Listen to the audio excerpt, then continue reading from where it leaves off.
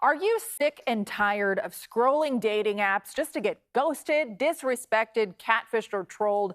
So are a lot of other people. You hear things like dating in the Bay Area is hellish, awful. That's kind of where Lisa Catalano was at. She was frustrated with the apps, so she decided to think bigger than a little profile picture, way bigger, like billboard bigger.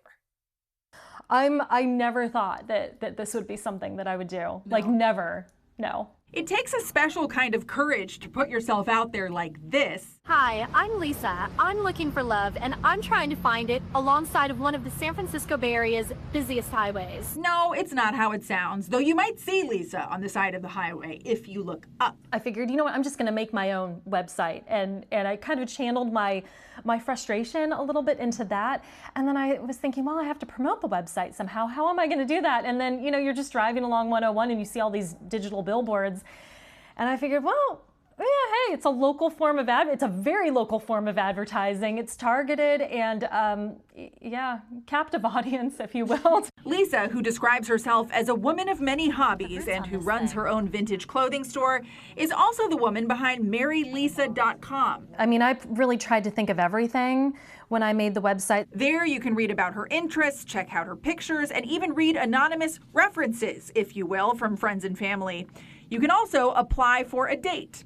I pointed out this sounds like a job interview, and to that, Lisa says, yeah, it kind of is a big application for, I think, the most important person you'll hire in life. Dating was just not working for Lisa. She'd had other relationships, including a longtime partner who passed away.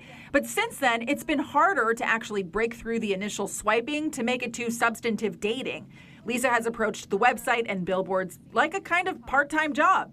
She's planned for safety, screens her messages, checks her web traffic. When I first told my friends and family about it, I think at first everybody was shocked and questioning whether or not this was a good idea. And then after, it took anywhere from 10 minutes to 2 weeks for people to kind of be like, well, you know what? Okay, sure, why not? And she even optimized the 8-second digital billboards, timing them perfectly with the morning and evening commutes.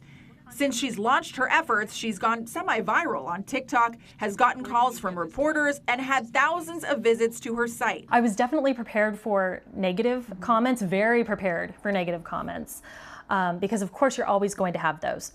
I was not prepared for the volume of positive comments. I'm 42 and I want to start a family, so I want to make sure that when I start to date someone, that there's not going to be something that comes up that's a deal breaker for me 6 months or a year into the process.